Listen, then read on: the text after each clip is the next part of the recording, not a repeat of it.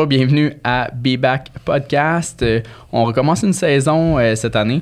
Donc, j'ai eu quelques demandes pour faire des nouveaux épisodes, dont je suis aujourd'hui avec les frères Mercier, qu'on appelle dans le monde automobile, donc François et Vincent, qui travaillent en fait chez Fiji.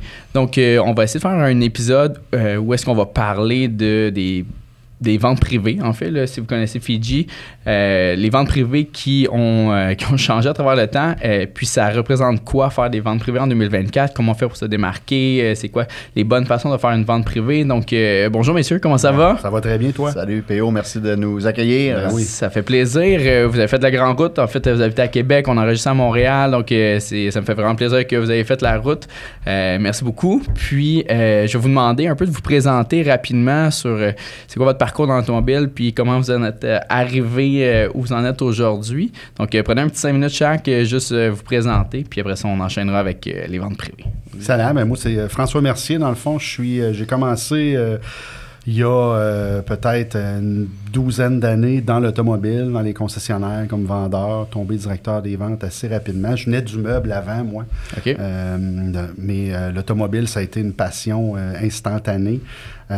Donc, j'ai été, j'ai fait plus dans les concessionnaires Chrysler. J'ai fait 6 ans dans les concessions.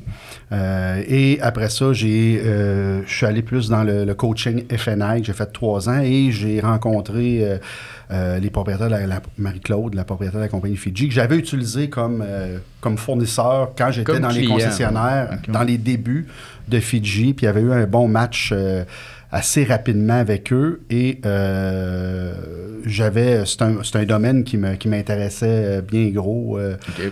Travailler moins les soirs, Ouais. être plus là pour la famille. Ouais. Et donc, moi, j'entame ma 8e année comme directeur général chez Fiji Communication. C'est la seule place que j'ai fait plus de 3 ans dans mon parcours professionnel. Donc, c'est bon signe. Donc, c'est très bon signe. Bon signe. J'adore mon travail. Je trouve ça passionnant. On est en rencontre avec les gens constamment. Puis, c'est un domaine qui évolue énormément. Puis, je l'ai vu évoluer dans les 8 dernières années. Et voilà. J'y suis aujourd'hui prêt pour un autre 10 ans minimum. Avec ton frère. Avec mon frère. Ben oui, moi, c'est Vincent Mercier. Aussi, 10 à 12 ans d'expérience là, dans le domaine de l'automobile. À un moment donné, on arrête de compter, on ne sait plus.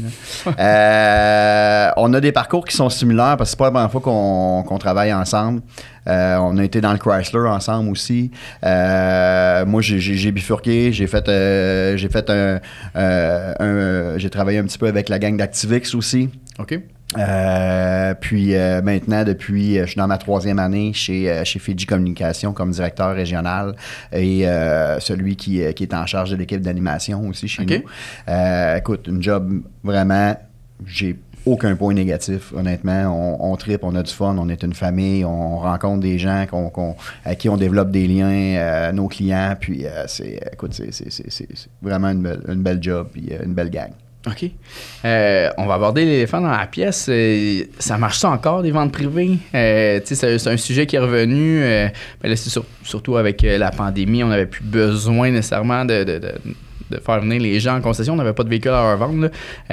Ça marche ça encore, les ventes privées? Puis vous en êtes où dans ce raisonnement-là? Oui, ça marche encore. Une raison pourquoi que les ventes privées existent depuis tu sais, on va dire, nous, on parle du mot vente privée là, pour qu'on se comprenne sur ce qu'on fait et tout. C'est un terme qu'on n'utilise plus, nous, avec les clients. Ça va vous en parler plus tard, là, mais tu sais, c'est un terme pour nous qui est brûlé, honnêtement, que ça a été fait beaucoup par le passé, et ça se fait encore énormément, et nous, on voulait avoir vraiment du changement. Et dans le fond, ce qui arrive, là, c'est que tout bon propriétaire ou DG de concession, ce qu'il voudrait et ce qu'il souhaite le plus, c'est que ses propres vendeurs s'occupent de sa propre relance, de leur relance, à faire des téléphones et tout. Ouais. Il y en a qui le font, il y en a qui sont capables de le faire, mais généralement, sans faire de généralité, les vendeurs, c'est pas ce qu'ils préfèrent faire des appels, relancer ses clients, les appeler. Quand t'es pas bon dans quelque chose, quand t'aimes pas quelque chose, c'est rare que t'es bon. Ouais. Donc, tu sais, c'est sûr que c'est pas fait de façon en masse. fasse masse appel par une compagnie comme nous, on va pouvoir appeler 1000 clients. Tu ne peux pas demander ça à ton équipe d'appeler 1000 clients. Et tu sais, les conseillers vont le faire à leur façon, chacun leur méthode. Appeler un client, ça répond pas. On passe au deuxième, ça répond pas. Une compagnie comme nous, c'est plus structuré. On va faire 4 appels à toute heure de journée. Parce qu'il y a des gens qu'on peut rejoindre le matin, des gens qu'on peut rejoindre l'après-midi, des gens qu'on peut reprendre le soir, rejoindre le soir. Donc, c'est sûr que c'est plus structuré et c'est plus efficace. Il y en a qui sont encore capables de le faire, puis qu'il y en a qui ont les équipes solides qui vont faire des appels, mais c'est malheureusement pas le cas. C'est la raison pourquoi que, on est encore utile et que ça fonctionne. C'est sûr qu'on a dû se réinventer, on n'a pas eu le choix. Je te cache pas, oui, la pandémie, à un moment donné... Première semaine, c'est le fun, on boit du vin tous les soirs, puis on se lève tôt le lendemain, mais tard le lendemain. Mais là, à un moment donné, j'ai fait, OK, là, nous, notre travail, c'est de regrouper des gens dans le même milieu, le plus possible, dans le moins de temps possible. Ça allait un petit peu à contre-courant, là, on s'entend? Ben oui, puis je comprends 100%. Là, avec Pixel Guru, on avait un outil, on a encore cet outil-là qui permet de mieux vendre des véhicules plus rapidement. Quand t'as pas de char à vendre ou qu'ils se vendent tout seul, c'était difficile, là, tu sais, l'éducation vis-à-vis la situation était pas pareille. La réalité, tu sais, pourquoi ça existe, puis ça va toujours exister, selon moi, ce type de relance-là, c'est que, tu sais, nous, on fait affaire avec plein de sortes de clients. T'sais. On en a qui sont moins structurés, on le sait, dans le domaine de l'automobile. Il y en a qui sont moins sacoches ou des équipes plus jeunes ou moins d'expérience, peu importe la raison. Évidemment, eux, peut-être qu'ils ont un besoin encore plus important, mais je pense à certains de nos clients qui sont hyper structurés. T'sais, comme je le dis, je viens d'Activix, j'en ai vu des gens structurés. Il y en a des très bons concessionnaires. Là, exactement. Puis, dans ces concessionnaires-là, il y en a plusieurs avec qui on fait affaire aussi, qui, malgré qu'ils ont une belle équipe, un BDC en place, une relance qui se fait super bien au niveau du renouvellement de location, par exemple, ils ont affaire à nos services aussi quand même, parce que c'est complémentaire, puis on va aller attaquer un type de liste différente. Puis souvent, c'est avec ces concessionnaires-là qu'on a les meilleurs résultats. Fait que, tout ça pour dire que peu importe le type de concession, la marque, l'inventaire, il va toujours avoir un besoin pour faire des appels massifs, comme on fait, parce que, comme François le dit, c'est impossible de recréer ça en concession. Il y a beaucoup de cherry picking qui est fait par les vendeurs. Lui, je l'appelle pas. Ou, tu leur donnes une liste de 20, là, ils passeront pas à travers 20 appels dans la journée. Ça arrivera pas. Quelqu'un qui est vraiment sharp va le faire, mais comme tu dis, c'est pas nécessairement la minorité. Oui, exactement. C'est pas tout le monde au sein du concessionnaire. Fait que si t'en as, c'est une liste de 100, puis t'as 5 représentants, t'en as peut-être un qui va le faire comme du monde, un à moitié, puis les autres pas très bien. Fait que tu te retrouves quand même avec juste bien 30% de ta liste qui est faite de façon efficace. Là, donc, exact. Puis à la base, on est une compagnie de marketing. Donc, tu sais... c'est du marketing direct. C'est ciblé direct à des clients, vos clients. Le marketing traditionnel, journal, TV, radio, il s'en fait encore. Puis je suis pas en train de dire que c'est pas bon, là. Mais c'est plus sur le long terme, ces choses-là. Et tu peux moins quantifier tes résultats que... Quand tu fais affaire avec... Tu peux pas appeler ton représentant du Journal de Québec pour lui dire, ou Journal de Montréal, on va s'adapter. Tu peux pas l'appeler pour lui dire, « Hey, ma pub, ça n'a pas marché, j'ai eu aucun client. » Tu peux pas faire ça. Nous, tu peux nous appeler. Parce que tu sais exactement te payer quoi et ça t'amène quoi comme client qui rentre chez toi. Et tu peux vraiment le quantifier. C'est le gros avantage de faire affaire avec une compagnie comme nous, parce qu'on a un département de marketing web, où ce qu'on va faire des campagnes Facebook. On peut encore envoyer des cartons à domicile. Ça se fait. Il y a moyen de le faire et d'être dynamique. Donc, c'est pour toutes ces raisons-là que ça existe encore, ça marche encore. Puis, tu sais, il y a bien des gens, des fois même dans mon entourage, qui pouvaient me dire, il y a 4, 5 ans, 3 ans, les ventes privées, c'est fini. Ça, c'est brûlé, ça. C'est brûlé, ça existe. Tu sais, je veux dire, ça n'a pas de bon sens. Vous avez appelé tout le monde, puis ça se fait encore. Il y a de la nouvelle clientèle, les listes se rafraîchissent, puis il y a moyen aussi de les faire venir de façon intelligente sans les... En les ciblant de la bonne façon, en le faisant de la bonne façon. Ben, je pense qu'il y a aussi des concessionnaires qui ont peut-être abusé du concept. Il y en a qui font des ventes privées à tous les mois. Puis là, c'est mon opinion à moi. Je trouve que c'était peut-être un petit peu trop là, sur le concept. Vous pourrez peut-être me convaincre du contraire, mais vente privée à tous les mois, ça commence à être intense un peu. Effectivement, à un moment donné, la liste, elle a quand même une fin où les ventes privées sont moins hautes. Puis ce qui est le fun de mon souvenir des ventes privées, ce qui fait partie un peu du concept de la vente privée, puis qui fait que le client se déplace quand même, il y a quand même un effet d'événement. Ouais. Tu rentres, tu tournes une roue, il y a une boîte avec de l'argent dedans, il faut que tu attrapes. Il y a quand même un vibe. Puis je me souviens de vendre des véhicules dans une vente privée, puis c'est pas grave, il y a 2-3 personnes qui attendent pour signer, puis tu sais, si t'es pas prêt à signer, tu peux quitter parce qu'il y en a qui attendent. Là, ça met comme un vibe, finalement, les gens, ils signent tout. Là, 100% mais d'accord. il y a un côté événementiel quand même qui vient au travers de ça, c'est en fait à tous les mots. C'est sûr que c'est important. Puis tu sais, comme on te l'a dit, tous les deux, on vient du manufacturier chez Chrysler qui a été le manufacturier qui a fait énormément de ventes dans les 8 dernières années. Puis écoute, tu dis à tous les mois, il y en a que c'était à toutes les semaines. Là, fait que, effectivement, que c'est sûr que l'aspect événementiel, il n'est plus là auprès de l'équipe à ce moment-là, auprès des vendeurs. Les clients se sont fait over-solliciter, c'est plus difficile.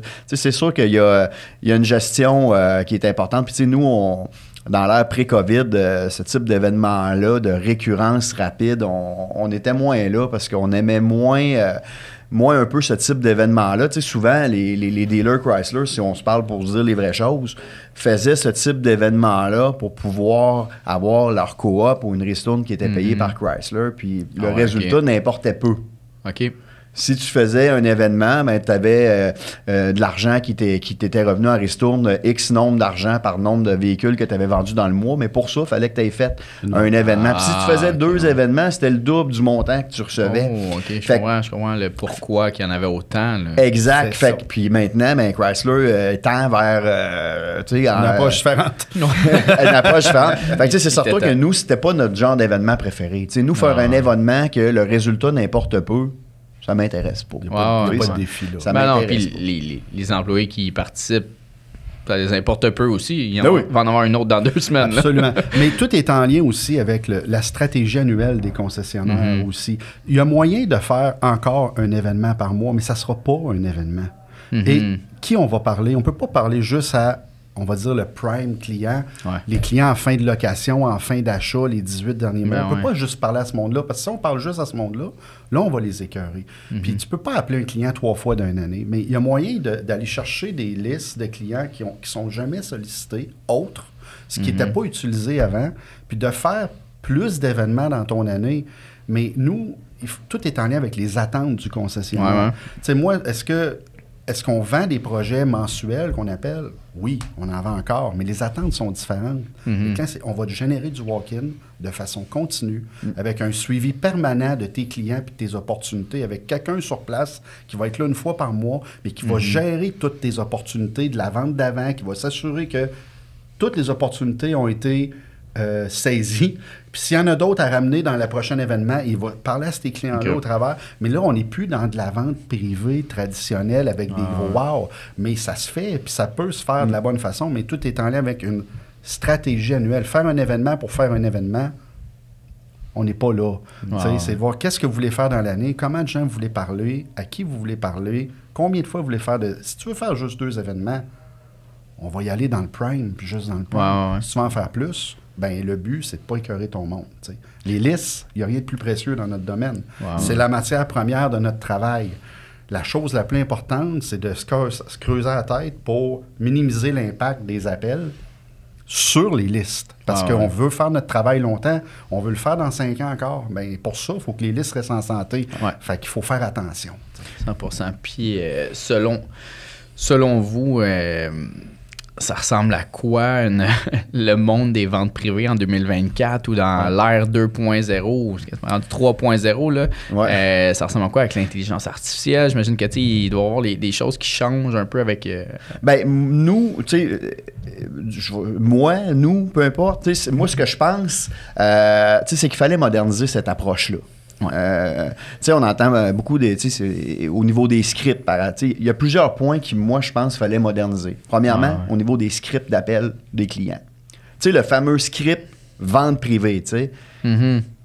C'était quoi le script vente privée? Bonjour, monsieur le client. Vous avez été sélectionné pour un rabais particulier. Un rabais exceptionnel. Un rabais exceptionnel avec une enveloppe budgétaire de rabais. Il y a monsieur de Chrysler Canada va être 2 fois par mois. À un moment donné, il est chanceux, là. Il sort souvent dans le tirage. Écoutez, 150$ de moins par mois. Vous allez avoir plus sur votre échange que le prix que vous avez payé. Moi, je veux dire, moi, je veux pas faire des scripts d'appel, me dire n'importe quoi aux gens, puis les gens sont pas dupes. Ouais. Fait que, tu sais, il fallait moderniser cette approche-là. Moi, je pense qu'un script qui est beaucoup plus 2024, actuel, puis, tu sais, les gens veulent encore qu'on prenne soin d'eux, hein? Ouais. Ils veulent juste pas être sollicités en se faisant dire n'importe quoi. C'est ça. 100%. Fait que, tu sais, moi, ce que je pense, un script qui a du bon sens en 2024, c'est « Bonjour, monsieur le client, on vous appelle de la part de telle concession.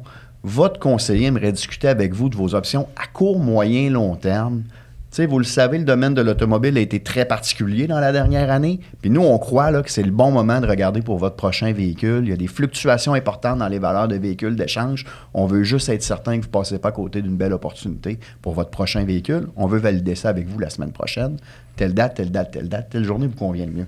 Il n'y a pas de rabais. Il n'y a pas de Monsieur Chrysler Canada. Promesse de Ouais. ce que tu veux. C'est la vérité, en fait. C'est carrément juste dire la vérité. Ouais. C'est carrément juste la vérité. Puis, du moins, nous, on utilise cette approche depuis plus d'1 an, 2 ans presque.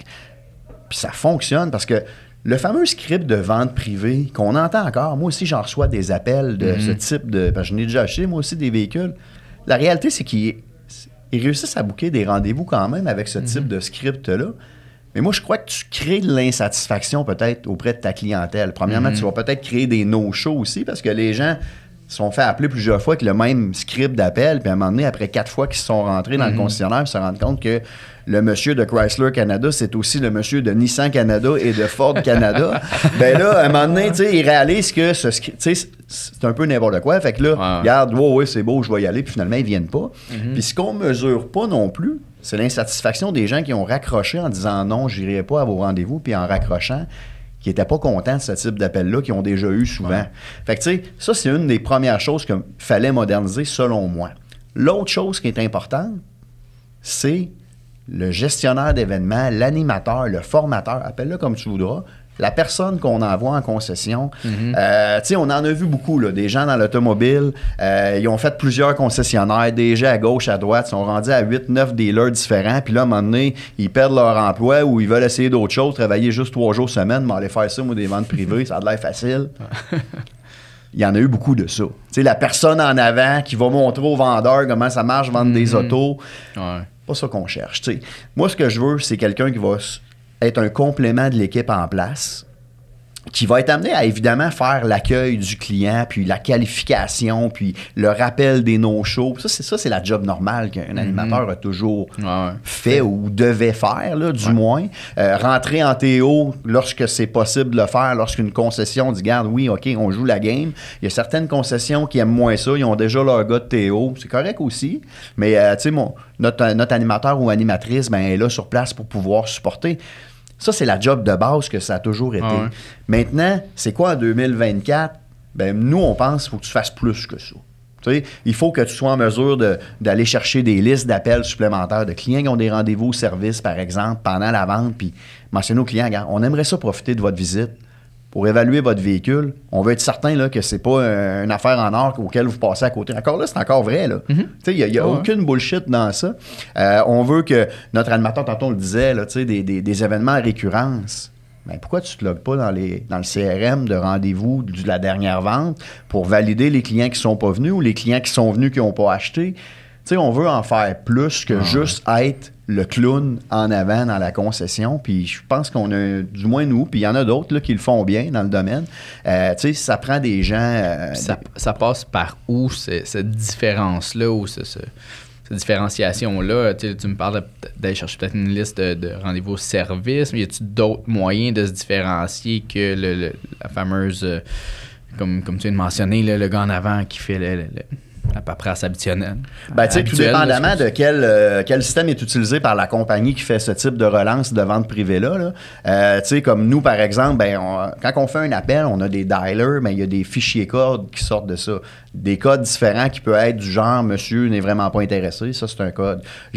Ou « Monsieur va peut-être passer en concession pendant la vente ». OK. Ça, moi, je vois un intérêt là, du client. Il n'a pas pris rendez-vous, mais il y a un potentiel qui passe pendant la vente. Évidemment, c'est un agent téléphonique qui a appelé ce client-là. C'est pas un vendeur d'auto.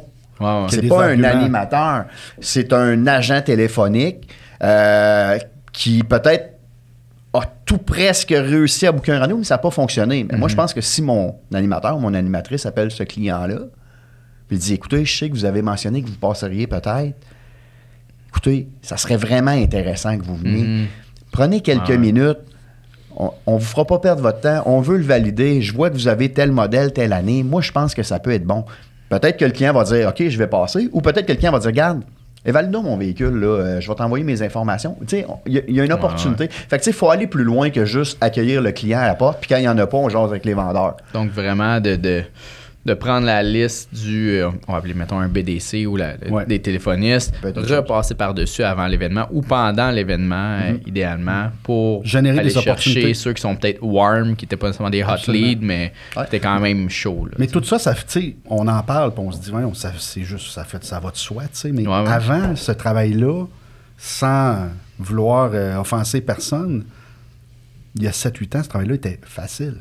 Okay. Les listes étaient pur. Les listes, les gens n'avaient jamais été appelés. Donc, tu n'avais pas besoin de te creuser la tête. Tu accueillais les gens, un monsieur sympathique avec un beau sourire, qui a du charisme. Ça faisait, tu sais, ça fait plus maintenant parce que c'est plus difficile, parce que les gens ont été sollicités déjà, parce que la vie change, tout simplement. Donc, c'est sûr qu'il faut qu'ils soient plus proactifs, puis pas juste dans... Tu sais, il y a des moments, dans le fond, où il peut y avoir des temps morts aussi, là, dans une journée de rendez-vous. Ben, sois créatif. Tu as un green qui est là. Va le former. Va voir le directeur des ventes. Demande-lui, tu veux que je passe 1 heure avec ton employé pour y faire une formation de walk-around, de suivi. C'est tous des gens d'expérience qu'on a, qui ont choisi de faire ce métier-là, qui n'ont pas choisi qui avaient le choix de faire d'autres choses, mais qui ont choisi de faire ça. Des gens passionnés, des gens qui adorent leur domaine, mais des gens qualifiés. Donc, il y a moyen de remplir ton temps avec d'autres choses. Si à un moment donné, il n'y a pas de rendez-vous, il n'y a pas de rendez-vous. Si tu as passé au travail, OK, mais sois en mouvement. C'est ce qu'on leur demande. Sois en mouvement constamment, sois proactif, donne de la formation aux équipes en attendant. Les concessionnaires sont contents. Donne-en plus que le client en donne. Exactement. Puis, c'est quoi la mécanique en arrière la nouvelle mécanique ou comment vous fonctionnez vraiment day-to-day pour bâtir une bonne vente privée typique? Là, je comprends qu'il y en a plusieurs types de concessionnaires, là, mais une vente typique, ça ressemble à quoi? En fait, la première chose qu'on a besoin, c'est du temps. Puis c'est la chose qu'on a le moins. Parce que les concessionnaires sont souvent à dernière minute. Une panique, un fin de mois difficile, ils vont nous appeler. Book-moi des rendez-vous la semaine prochaine. Attends, là, ça marche pas comme ça. Mais c'est comme s'il y a un background en arrière qui est quand même important, puis surtout selon le type d'événement que tu vas faire. Si tu as du carton envoyé au client, il faut qu'il y ait une question de timing, de dire il faut que le client arrive avant l'appel, il faut le faire imprimer, il faut le poster, il faut que tu approuves les visuels à la base. Tu sais. Donc, c'est sûr que nous, la première étape, ça part à 5 semaines d'avance. C'est sûr qu'il y a des périodes comme janvier, février, un peu plus tranquilles. Si je peux me permettre, Frank, 5 semaines d'avance, c'est la préparation d'un événement qui a déjà été vendu, qui est déjà planifié. Bon point.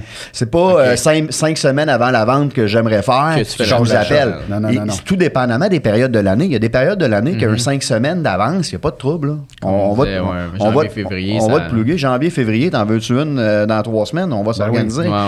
Mars, avril, mai, si c'est mars, t'as pas déjà booké, du moins chez nous, ça se peut que je sois obligé de te dire non. Là. Parce que, tu sais, évidemment, il y a une dynamique de quantité d'appels. Nous, on a notre propre centre d'appels. Donc, on a une limite de quantité d'appels qu'on veut faire pour garder notre qualité qu'on offre. Si je rajoute des appels puis que je peux faire moins de tentatives d'appels à chaque, je perds la qualité que nous, on offre. On veut pas ça. Puis, évidemment, j'ai un nombre d'animateurs ou animatrices limité. Donc, si en plus, tu tripes sur ton animateur puis tu veux l'avoir dans 3 semaines ou dans 1 mois, mais il est peut-être déjà booké ailleurs. C'est important de se prendre d'avance. Ça, c'est vraiment le point le plus important, c'est planifie d'avance. Au pire, on va pouvoir la déplacer, la vente. On va pouvoir l'annuler. Tu sais, je veux dire, c'est pas des contrats de mariage qu'on signe chez nous. Tu sais, mais ça, c'est la première chose, se prendre d'avance. Donc, vous laissez à vous au minimum 5 semaines de préparation pour faire une bonne vente privée. C'est le temps de préparation. C'est ça. Mais ça veut pas dire que tu vas avoir l'animateur que tu veux à 5 semaines d'avance. Il y a même des bonnes chances que tu ne l'aies pas. Mais je peux me revirer de bord en 5 semaines puis te faire un événement. Si j'ai de la place pour les appels, puis s'il me reste des animateurs disponibles. Mais à la base, après ça, si tu veux juste des appels, ben OK, à la base, nous, il faut traiter, il faut avoir toutes tes informations, tes horaires, les noms de tes conseillers, tes promotions. On ne va pas en parler dans le script, mais on en a besoin si on se fait poser des questions, il faut les avoir. Et il faut faire le filtrage de tes listes. Sélectionner, ça ne se fait pas en un claquement de doigts, c'est fait par des humains. Donc, c'est sûr qu'il y a une période de temps et pas techniquement, les appels se font toujours une semaine minimalement avant la vente. OK. Donc, exemple, si tu avais une vente mardi prochain, les appels ont commencé lundi cette semaine. Donc, il faut avoir ton tri de liste, ces choses-là, ça se fait dans les 2 semaines avant pour être prêt et pas dernière minute, avoir le temps de faire une belle job, faire approuver la liste qu'on a filtrée au concessionnaire, dire t'es-tu à l'aise avec tous ces noms-là, ces 1000 noms-là, c'est tout ça que tu veux, parfait. Mais s'il y a du web, s'il y a une campagne Facebook, des courriels envoyés à tes clients, campagne SMS, bannières, des microsites, ces choses-là, il faut avoir le temps de le préparer avant, puis c'est souvent les gens comprennent. Ne le comprennent pas, ces gens. On peut faire des appels. Puis, oui, mais c'est parce qu'il y a des ventes qui sont à préparer, pas juste la tienne. Nous, on a une semaine de préparation à faire. Puis là, si toi, tes dernières minutes, ben là, ça retarde ça met en péril toutes mes ventes qui doivent être préparées maintenant parce qu'on a une équipe, à un moment donné, on peut pas... on a une bonne équipe, là. On a à la production une coordonnatrice qui est en lien avec qui va chercher les informations qu'on a besoin. Et puis ça, c'est une autre chose. C'est souvent difficile de parler aux concessionnaires. Donc, on n'est pas capable d'avoir les informations. Des fois, ben, les appels commencent lundi. On est vendredi. On n'a même pas les listes. On n'a rien. Ça fait 2 semaines qu'on essaye. Mais je sais quoi, j'ai été dans un concessionnaire, tu es dans le feu de l'action, c'est le feu roulant. Tu as fini ta journée, tu n'as pas arrêté, mais tu n'as aucune idée de ce que tu as fait. Fait que je le comprends, mais ça reste que là, moi, je suis de l'autre côté, puis là, c'est souvent un problème. Donc, l'importance de commencer d'avance pour pouvoir te faire approuver tes visuels, qu'ils soient beaux, qu'ils soient à ton goût, qui te représentent. La préparation de tes listes, qu'elles soient faites de façon optimale, qu'on ait eu le temps de vraiment... Tu sais, des fois, on ne réussit pas à avoir, exemple, les vendus. C'est niaiseux. Mais on veut les vendus des dernières années. On ne veut pas y rappeler là. On n'est pas capable de les avoir. Ou les concessionnaires ont de la misère à extraire les listes dans leur système. Donc là, au travers de ça, nous, il faut essayer de les aider dans tout ça. Mais pour être capable de les aider, il faut être capable de leur parler. Des fois, on n'est pas capable. Là, la vente approche. Là, là c'est la production qui a la pression de livrer la marchandise là, pour qu'on puisse avoir un événement qui va être vraiment à temps. Il y a tout le côté légal. Le côté de la LNTE, la CRTC, la Do Not Call List. Loi de non-sollicitation, tu sais, ça, c'est vraiment important. Tu sais, n'importe qui peut aller sur Internet, s'inscrire pour ne pas être sollicité par quiconque. Mais la loi qui est derrière ça, c'est que dans le fond, les concessionnaires ont le droit d'appeler leurs clients actifs. Leurs clients avec qui ont des liens d'affaires actuels. Fait que c'est quoi un lien d'affaires actuel dans une concession? Ben, c'est quelqu'un qui aura un financement qui est actif, qui n'est pas fini de payer, une location qui n'est pas terminée. Quelqu'un qui s'est présenté chez le concessionnaire au service dans les 18 derniers mois. Ça, c'est tous des clients actifs. Si quelqu'un qui a acheté un véhicule comptant, ben, techniquement, si tu as acheté un véhicule cash, tu n'as pas de lien d'affaires avec le dealer.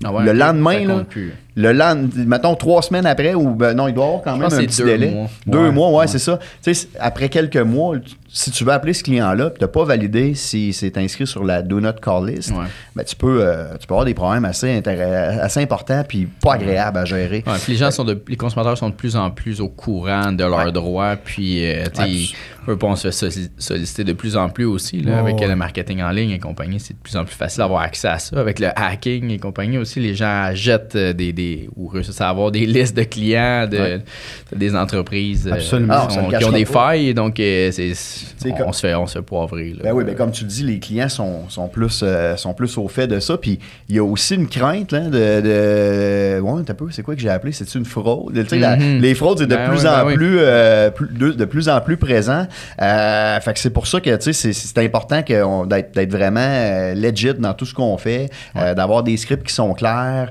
avec des numéros numéro de téléphone corresponde au numéro de la concessionnaire. Quand on appelle, nous, chez un client, ben disons qu'il y avait l'afficheur encore là, sur son téléphone à fil, ou peu importe, ben c'est le nom du concessionnaire qui est marqué. Fait que, c'est toutes des choses qui sont importantes, des détails importants dans la préparation d'une vente qui va faire que tu vas avoir un succès ou non. Le dossier du CRTC, la NNTE, ben, c'est qu'avant, mettons 2017 et moins, les compagnies comme nous pouvaient gérer ce dossier-là pour les concessionnaires, acheter les licences, parce qu'en fait, il y a un abonnement annuel qu'ils doivent prendre, même s'ils ne font pas affaire avec une compagnie comme nous.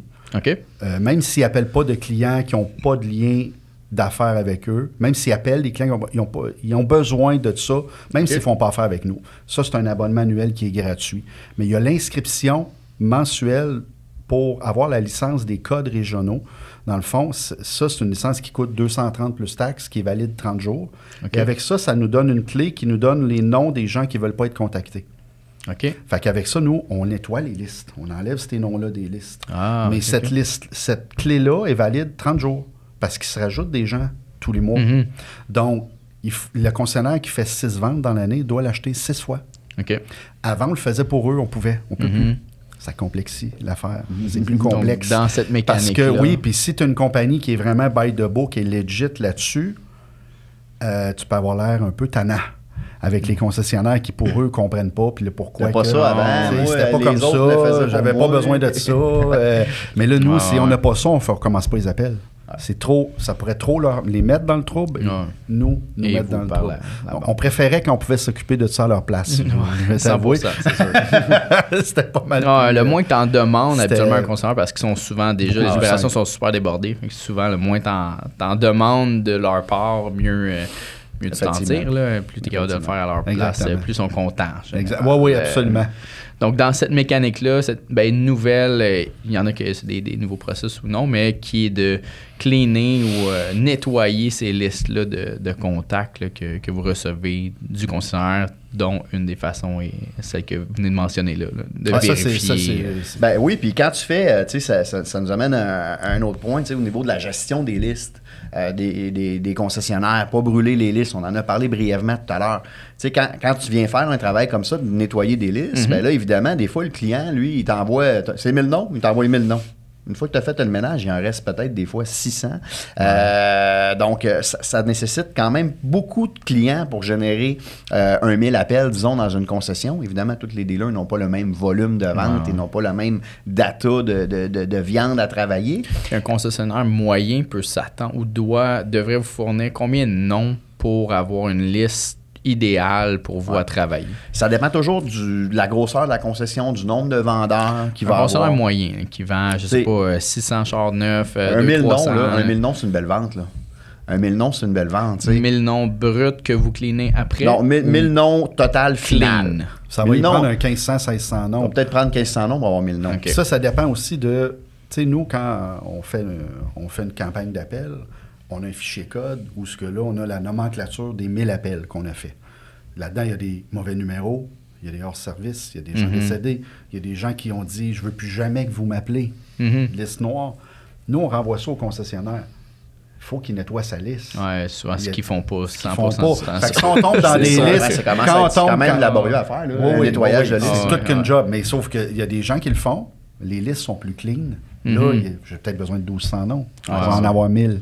Mais... Souvent, les gens ne comprennent pas. Ouais, je t'ai envoyé 1000 noms. Tu me dis que tu en as 650. Tu as des doublons. Tu as un numéro de téléphone qui ne marche pas. Il y a un numéro là, qui manque. Ou c'est un X au lieu d'un 6. Tu sais, je veux dire, on ne peut pas l'appeler, ce client-là. Donc, tu sais, c'est des dialers, nous, qui font ça, qui composent. Python automatique. Tu sais, compose, merci. Synonyme. Pas sûr que Python existe dans le dictionnaire. Peut-être. Qu'on sonne. Mais, ouais, c'est ça. Fait que, tu sais, ça, c'est une chose par rapport aux listes. Puis, tu sais, tantôt, on parlait un peu... bon, les inventaires qui ont été difficiles, puis de vente en récurrence. Tu sais, souvent, là, une stratégie qui a été adoptée, c'est d'essayer d'attaquer des listes différentes de ce qu'on a toujours appelé. Tu sais, si on revient, là, il y a 1 an, que les gens avaient à peu près pas de véhicule en concession, Je peux pas arriver puis te faire, comme on faisait d'habitude, 2 à 3 grosses ventes de 1000 noms par année qui génèrent, disons, 100 rendez-vous. Wow. Là, tu fais venir les gens en concession. La valeur d'échange était exceptionnellement élevée à ce moment-là parce qu'il n'y avait pas de véhicule. Ouais. Fait que là, tu allumes le client. Hey, tu as de l'équité au bout. Là, t'as comme 12 000 d'équité, mais j'ai rien à te vendre. Fait que là, il fait quoi, le client? Il se lève, il s'en va d'un autre dealer puis il va peut-être trouver un véhicule. Ben oui. Là, tu as allumé ton client.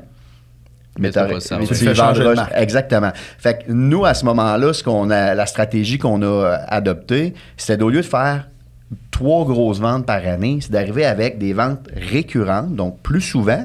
On va t'en faire plus, mais avec beaucoup moins d'appels. Puis au lieu d'attaquer juste ce que moi j'appelle le prime de tes listes, les clients actifs, c'est-à-dire les locations qui restent, disons, 18 ou 24 mois, financement qui reste 36 mois, et les clients qui sont venus au service dans les 18 derniers mois, ça, c'est les gens qu'on a appelés dans les ventes privées depuis 10 ans. Ça a toujours été...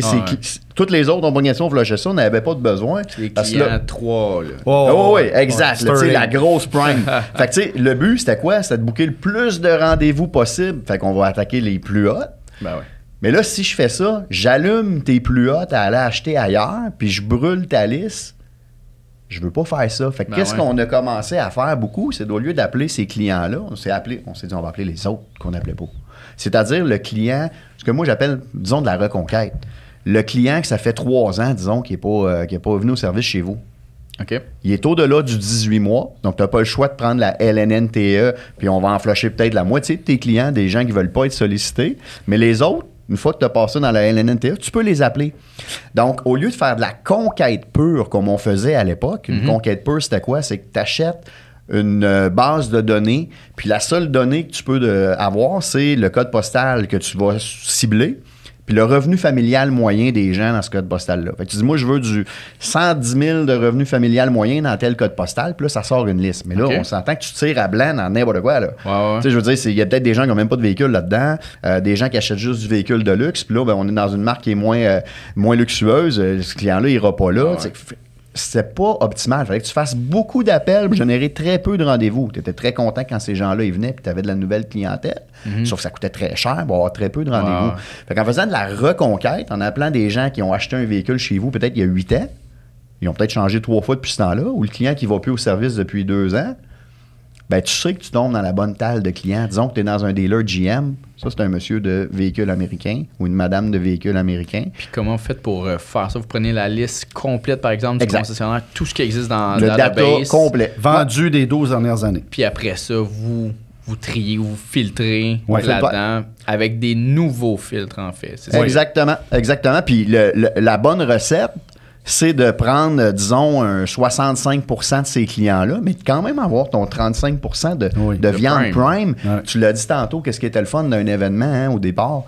Il se passe de quoi? Il y a du monde qui achète des véhicules. Ben, ça me prend ta belle viande pour faire lever le gâteau. Là, Fait que ça a été une stratégie qu'on a adoptée. Puis aujourd'hui, ben, on l'utilise encore, même si la réalité des inventaires n'est plus la même, parce que c'est juste intelligent de faire ça. Premièrement, le client que tu vas avoir en reconquête, moi, je pense qu'il vaut pas mal plus cher que le client de location qui restait 12 mois que peut-être il serait venu te voir pareil. Tu sais, je veux dire, 100%. Tu sais, ce client-là, on s'entend, tu veux pas le perdre, le client de location. Faut que tu l'appelles quand même. Sauf que le client que tu as perdu il y a 3 ans, qui était dans un Chrysler, il est rendu dans un GM, si tu le ramènes chez toi, moi, je pense qu'il vaut plus cher. Ben oui. Fait que, tu sais, fait que ça, on le fait encore, puis ça permet de ne pas brûler les listes prime des clients. De faire plus d'événements. Fait que, tu sais, ça, moi, je pense que c'est la bonne pratique à utiliser. Évidemment que quand tu appelles du client inactif, tu n'as pas le même ratio de rendez-vous. Ben oui, c'est normal. Si toi, tu es dans la gestion des attentes, si le client, il pense que moi, je fais 1000 noms, je suis supposé d'avoir 100 rendez-vous comme j'ai toujours eu depuis 8 ans, mais que tu appelles juste des vieux clients, tu n'auras pas 100 rendez-vous. Tu vas peut-être en avoir 50. Mais c'est 50 de plus. C'est sa coche, là. C'est ça. Oui. Fait que tu sais, ça, c'est dans le 2024, moi, je pense que c'est comme ça qu'il faut travailler. Des fois, il y a des concessionnaires qui disent non, Vince, garde, là, je veux faire une offensive. On appelle juste du prime. Regarde, j'ai des chars à vendre. Le taux d'intérêt dans le cours c'est là que ça se passe. Terrible. Faut que je vende des chars là. Parfait. On va appeler du prime, il n'y a pas trop. T'sais. Puis comment vous voyez ça en ce moment, le marché qui se restabilise, là, on est en janvier 2024, pour ceux qui, dépendant quand est-ce que vous l'écoutez, là, qu'il y a eu décembre quand même rough, surtout le use a comme pris une bonne drop, là, décembre, janvier aussi, de mon feeling, de ce que j'en connais. Là. Est-ce que ça vous impacte, vous, beaucoup, les mouvements qu'il y a eu dans les 2 dernières années, des mouvements inhabituels? Là, on a toujours eu des petits creux, ces affaires-là, mais là, on semble avoir vraiment de la misère à prévoir un peu qu'est-ce qui s'en vient. Là. Tout le monde est un peu sur les breaks, mais là, doit mettre le gaz en ce moment parce que là, on a de l'inventaire qui rentre, mais là, il faut commencer à se différencier là, pour être capable d'en vendre des véhicules là, parce que ça se fait plus tout seul. Là, ce que je pense, moi, PO, les taux d'intérêt sont élevés pour le client qui vient en concession, mais ils sont élevés en tabarouette pour le dealer qui a sur son floor plan un paquet de nombre de véhicules. Puis si le taux d'intérêt est élevé pour le client, ça a quoi comme effet souvent? Ça baisse le taux de closing de la concession. 100%. Mais la dealer, lui, il a encore ses chiffres à vendre comme l'année passée. Là. Il en a vendu 800, puis Kia, il demande 825 cette année. Il faut qu'il vende des chars. Fait que si ton taux de closing diminue, puis tu veux vendre le même nombre de véhicules, je suis un gros mathématicien, il faut juste que tu voies plus de monde.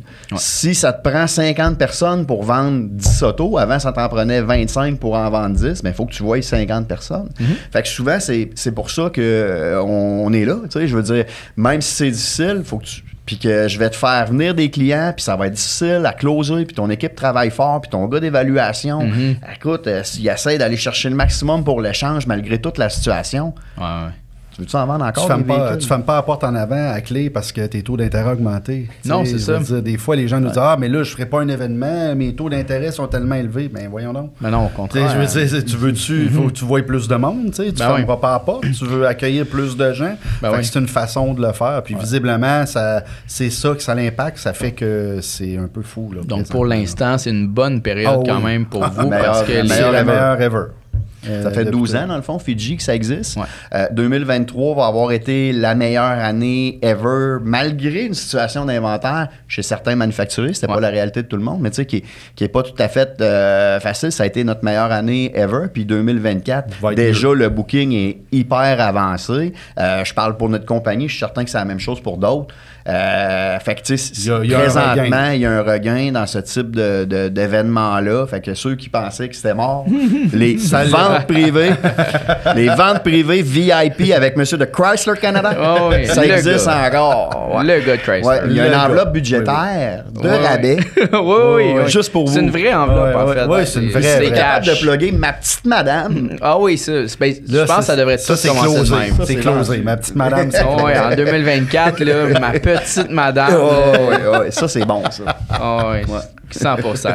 Cool, ben je suis content de savoir ça pour vous autres, pour votre industrie en général, pour vous particulièrement, mais pour votre industrie en général, c'est une bonne chose. Puis c'est bien de voir aussi des gens qui sont modernisés et qui comprennent un peu la game et qui font pas juste surfer sur une méthodologie qui fonctionne déjà, qui essaie de voir un peu en avant puis essaie d'aider sincèrement un concessionnaire à faire plus de ventes. Je pense que c'est là qu'à un certain point, certaines entreprises finissent par surfer, puis malheureusement moins bien faire avec le temps parce qu'ils surfent sur un principe de base, puis ils finissent par juste être dans le risque qui essaie de vendre un service à un concessionnaire au lieu de vraiment essayer de l'aider concrètement avec ton service.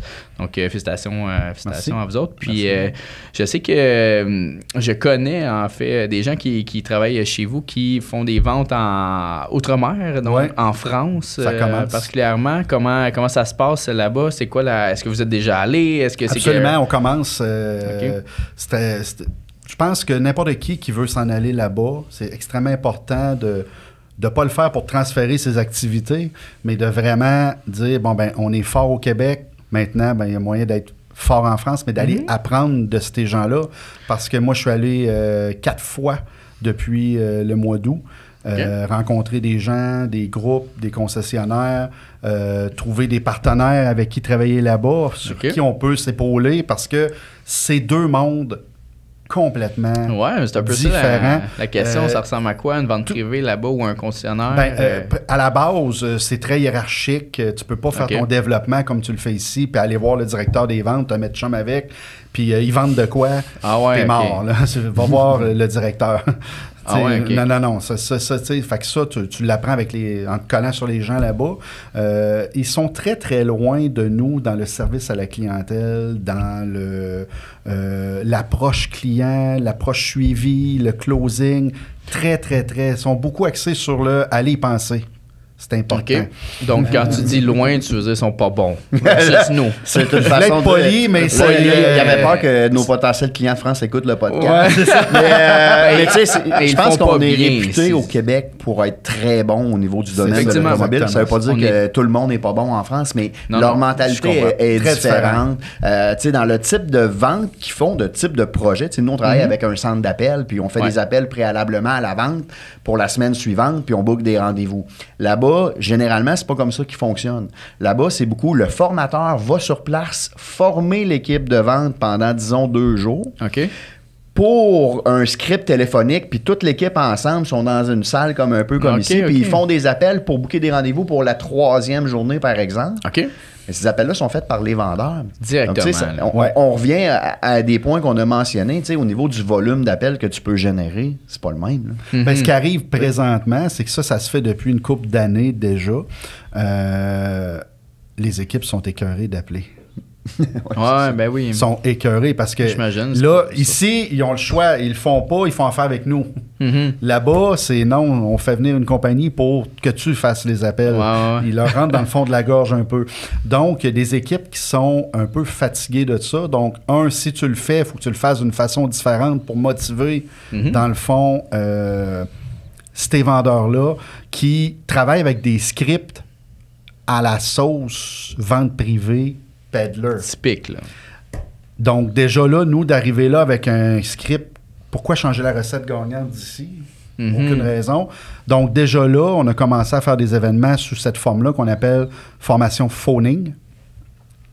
Les gens aiment ça parce que c'est différent, juste ce qu'ils ont à dire à leurs clients. Okay. Mais à la base, nous, on est en train de bâtir un centre d'appel là, pour arriver avec la même recette qu'ici, qui ne se fait pratiquement pas là-bas, ou du moins en sous-traitance avec des centres d'appel qui vont faire des campagnes d'appel pour des blanchiments de dents chez les dentistes, puis des courtiers immobiliers. Nous, ça reste que nous, c'est pas de la sous-traitance, c'est nos employés qui ne font que de l'automobile. Ben, c'est sûr que on est sur le dossier présentement là, pour arriver avec la même formule, offrir les deux, en fait. Formation phoning, il y en a qui aiment ça, ils voient comme de la formation à leurs vendeurs qui vont faire. Mais tu sais, en même temps, des fois, ce que je dis aux clients en France, c'est est-ce que tu connais un vendeur qui aime ça faire du téléphone? Ils vont dire non. Très rare. Puis, es-tu bon quand tu fais de quoi que tu n'aimes pas? Ah non, c'est non. ça. Mais là, toi, tu leur demandes de faire de quoi de très important. Pendant 2 jours en ligne. Qu'ils n'aiment pas. Tu les fatigues et tu les brûles pendant 2 jours. Pour que la 3e journée. Ils sont claqués. Ils sont claqués, puis ils doivent vendre des chars. Je dis, qu'est-ce qu'ils préfèrent faire, tes vendeurs? Ils vendent des autos. Ben, le jour que notre centre d'appel va être prêt, vous allez faire ça pendant 3 jours. Donc, la formule, elle ne sera pas très dure à vendre, je crois. Puis, on commence doucement, tranquillement, parce qu'on veut apprendre de là-bas, on veut comprendre leur marché, qui est très différent. La dynamique des concessionnaires versus les manufacturiers aussi est très différente du Québec. Les clients, juste le vocabulaire, là, tu t'assois devant un directeur là-bas qui te parle pendant 1 heure de temps. Les mots, c'est...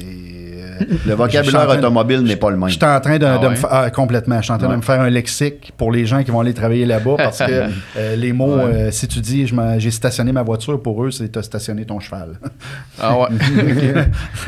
Donc, c'est juste te donner un exemple. Donc, c'est ça. Comment vous gérez ça là-bas, la différence de... On parle la même langue, mais pas nécessairement le même dialecte, là. Donc, comment eux, ils le reçoivent là-bas, le fait que notre langue est un peu différente. Ils adorent. C'est un peu le charme de ça. Faut pas se dénaturer. C'est ce qu'ils veulent pas. C'est sûr que quand tu vas là, tu fais attention à un moment donné au vocabulaire que tu utilises quand même, mais on reste avec un accent. Et ça, t'es bien reçu, honnêtement, de ce côté-là. T'es bien reçu par eux.